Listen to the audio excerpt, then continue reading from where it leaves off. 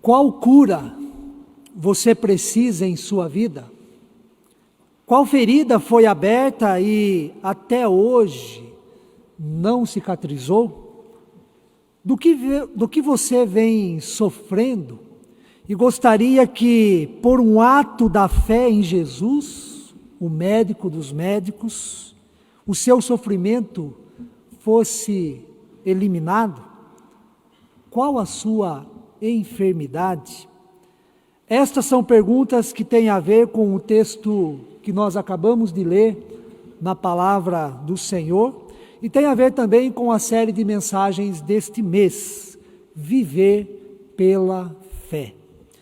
Existem várias dimensões da enfermidade na vida de todos nós. Além da enfermidade física que ocorre em nosso corpo, existem também as enfermidades emocionais. São enfermidades da alma, do nosso interior, que se localizam em nosso coração. A depressão, a ansiedade são exemplos da enfermidade da alma e são sentimentos negativos que não nos fazem bem, tomam conta de nós, nos aprisionam e podem nos levar à morte. Existem também as enfermidades sociais, no lugar onde moramos, na cidade onde trabalhamos, onde vivemos. Existem também as enfermidades no âmbito da espiritualidade. Como pessoas, somos integrais e psicossomáticos. Isso significa que há ligação direta entre a saúde emocional e a saúde física, e podemos incluir também a saúde espiritual. Todas as dimensões do nosso viver estão relacionadas e condicionam uma às outras.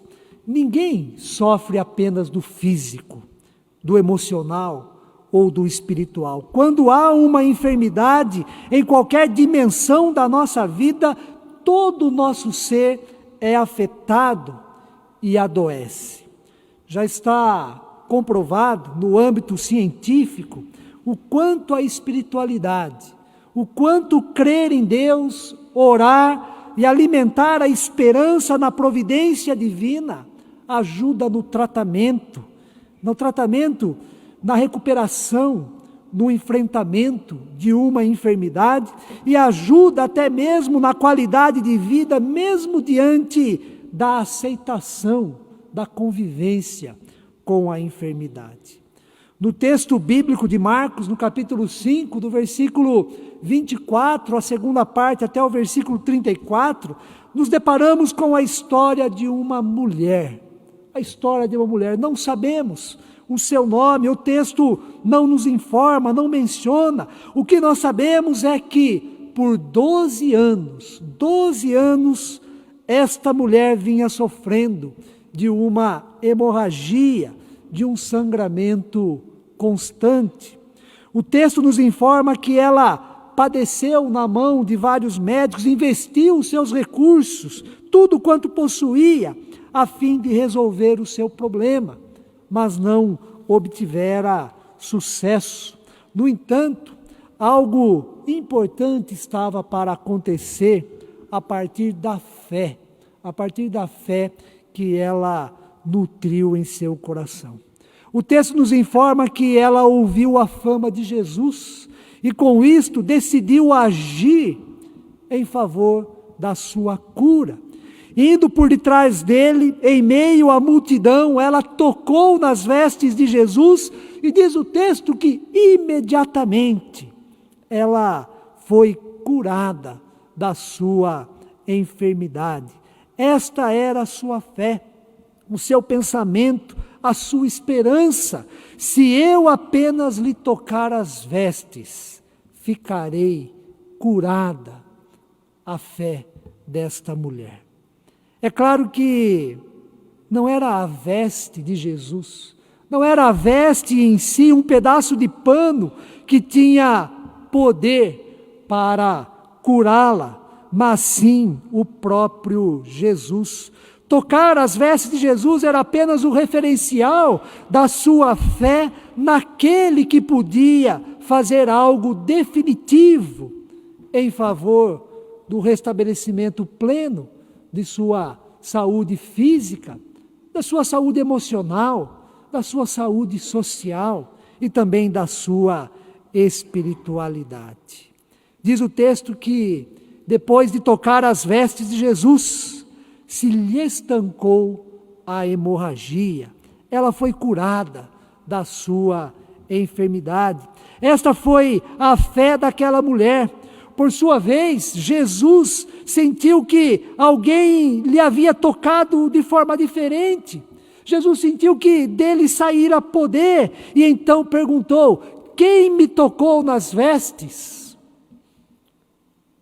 Naquele momento, Jesus estava cercado por uma multidão que, como diz o texto, lhe comprimia. Os discípulos acharam estranho e até esquisita a pergunta de Jesus. E por isso responde: vês a multidão te aperta e dizes: quem me tocou? Naquele momento, várias pessoas estavam tocando em Jesus, mas o toque daquela mulher fez toda a diferença no próprio Senhor Jesus. E diz o versículo de número 32, que Jesus começou a procurar em volta quem lhe havia tocado de maneira diferenciada. E a mulher, atemorizada e tremendo, manifestou-se e disse a Jesus toda a verdade. Ela falou da sua vida, falou do seu sofrimento, da sua fé e da sua decisão. E na atitude, nas palavras desta mulher, está a coragem e o desejo de ser curada daquilo que por muito tempo, 12 anos, era motivo do seu sofrimento. E o motivo daquela mulher ter ficado com muito medo é porque ela não devia estar ali. Ela não devia estar ali, naquele momento, naquela ocasião. Por causa da sua enfermidade, ela não poderia ter tocado em Jesus, não poderia ter encostado em ninguém da multidão. Na verdade, aquela mulher não deveria nem ter saído da sua casa. De acordo com a lei, ela era uma mulher impura, tinha que se isolar. Qualquer coisa que ela tocasse se tornava impura também, seja uma pessoa, seja um objeto. A sua enfermidade a colocava à margem do convívio social e religioso da época, e isto aumentava o seu sofrimento, que não era somente físico, porque era uma mulher rejeitada em todos os sentidos.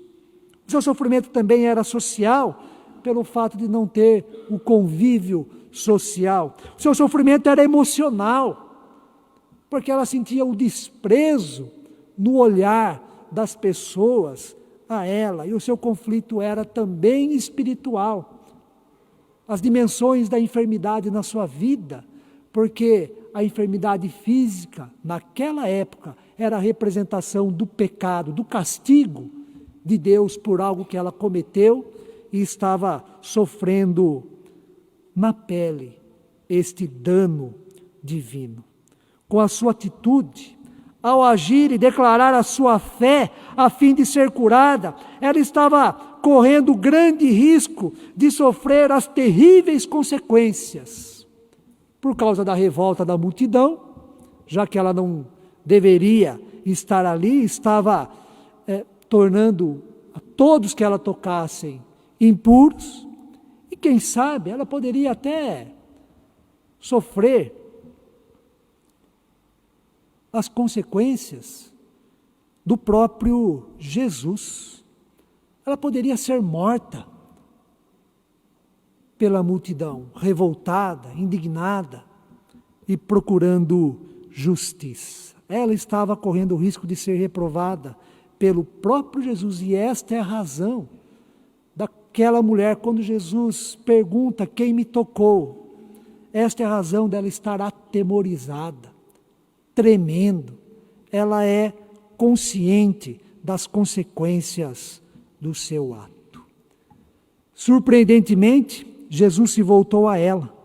Penso que ele olhou bem nos olhos daquela mulher e percebeu o sofrimento acumulado por 12 anos, devido ao seu sangramento constante. Sensível como era, Jesus percebeu tanto a alegria daquela mulher por estar curada, porque assim que ela toca nas vestes de Jesus, ela sente a cura em seu corpo. Mas a sensibilidade de Jesus também alcançou o seu medo, o seu desespero, porque aquela mulher era considerada impura, mas estava ali no meio de todos. Jesus então a chama de filha, revelando assim o seu amor e evidenciando a relação paternal, de paternidade com ela, do ponto de vista divino, do ponto de vista daquilo que é o mais sagrado que existe. Filha, a tua fé te salvou, vai-te em paz e fica livre do teu mal. Estas não foram palavras de condenação, de repreensão, de rejeição, de menosprezo, mas palavras de amor, de restauração, de encorajamento, palavras de perdão, de cura para todas as dimensões da enfermidade na vida daquela mulher. No domingo passado, vimos que Jesus repreendeu os seus discípulos em meio a uma tempestade no mar, dizendo: homens de pequena fé. Hoje, vemos no texto bíblico, Jesus reconhecendo e enaltecendo a fé de uma mulher. A tua fé te salvou. Sendo assim, em relação a viver pela fé, o que nós aprendemos com esta história? Em primeiro lugar, viver pela fé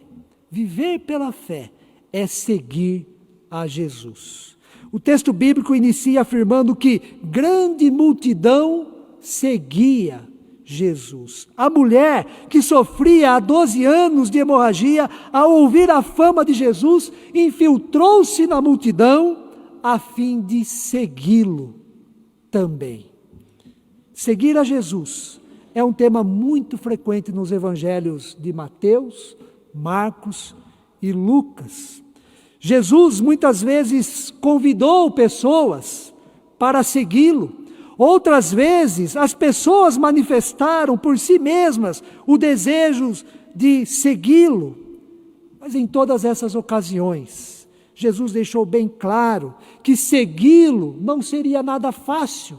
Segui-lo não seria nada fácil, porém, deixou bem claro também que ao segui-lo, mesmo em meio às dificuldades, quem assim o fizesse, estava no caminho da vida abundante, no caminho da vida eterna, o caminho da salvação. Seguir a Jesus significa que seremos consolados, que seremos fortalecidos nos momentos difíceis da vida. Significa que teremos a companhia certa e segura de Deus para nos ajudar, nos dar sabedoria e esperança em meio às desesperanças da nossa vida e da nossa história. Seguir a Jesus significa tornar-se herdeiro das promessas do próprio Deus. Significa pertencer ao povo que é de Deus. Significa pertencer à família da fé, contar sempre com a oração, com a comunhão dos santos e com a salvação que é fruto tão somente da graça de Deus. Mas seguir a Jesus significa também renúncia. Renúncia. Às vezes, enfrentar a perseguição, o sofrimento. Muitos cristãos morreram nos primeiros séculos da igreja cristã por se declararem o seguimento, a fidelidade, a fé em Jesus, até as últimas consequências. Jesus mesmo disse certa vez: se alguém quer vir após mim, renuncie-se a si mesmo, tome a sua cruz e siga-me. Viver pela fé, irmãos e irmãs, buscar a cura das nossas enfermidades, implica no seguimento a Jesus. Decisão esta tomada pela multidão naquela ocasião e também pela mulher, conforme o texto da palavra de Deus. Em primeiro lugar, viver pela fé é seguir a Jesus. Em segundo lugar, nós aprendemos no texto que viver pela fé é crer que Jesus pode curar as nossas enfermidades. A mulher que sofria por 12 anos de uma hemorragia se colocou em direção a Jesus. Ela foi corajosa, estava decidida, enfrentou a multidão, a lei, agiu como se fosse a única oportunidade da sua vida para se ver livre da sua enfermidade. Ela agiu pela fé e com fé em Jesus. Se eu tocar nas vestes dele, ficarei curada. Este foi o seu pensamento, esta foi a sua fé, e isto aconteceu.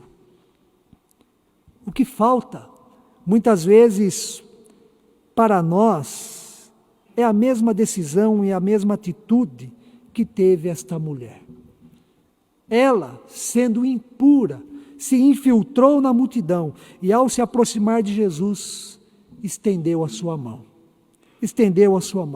tocou nas vestes dele e ficou curada. Qual atitude devemos ter hoje a fim de demonstrar a nossa fé e o interesse na cura que Jesus pode nos dar? Qual atitude?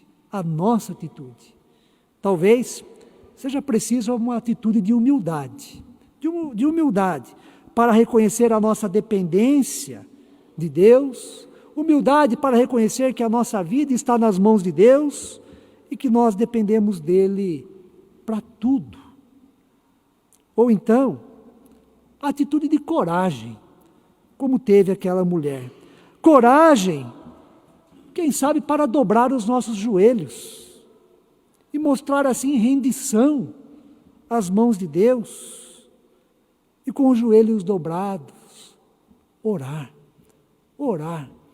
pedindo a cura para Jesus daquilo que nos causa o sofrimento e nos causa o mal. Quem sabe seja preciso até mesmo a atitude de estender o braço, como aquela mulher fez em direção a Jesus.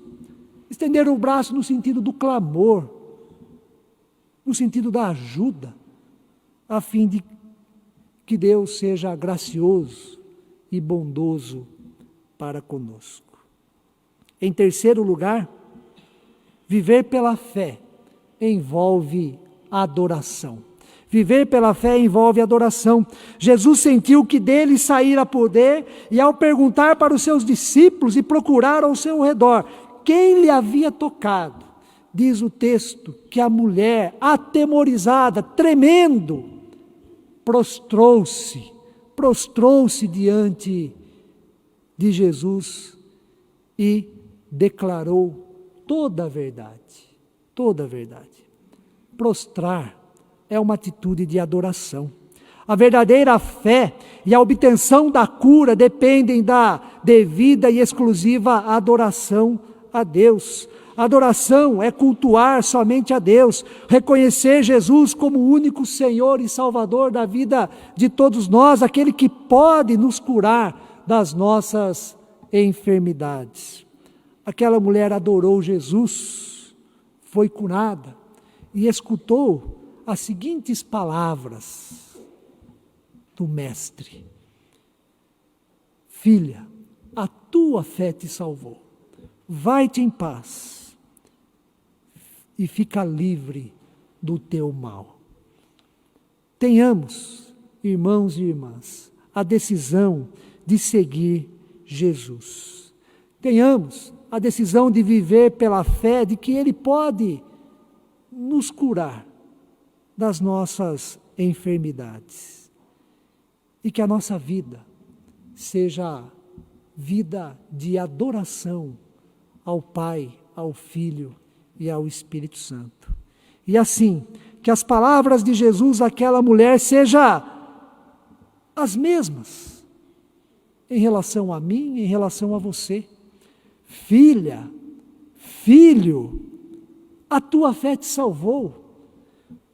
Vai-te em paz e fica livre do teu mal. Que Deus assim nos abençoe. Amém.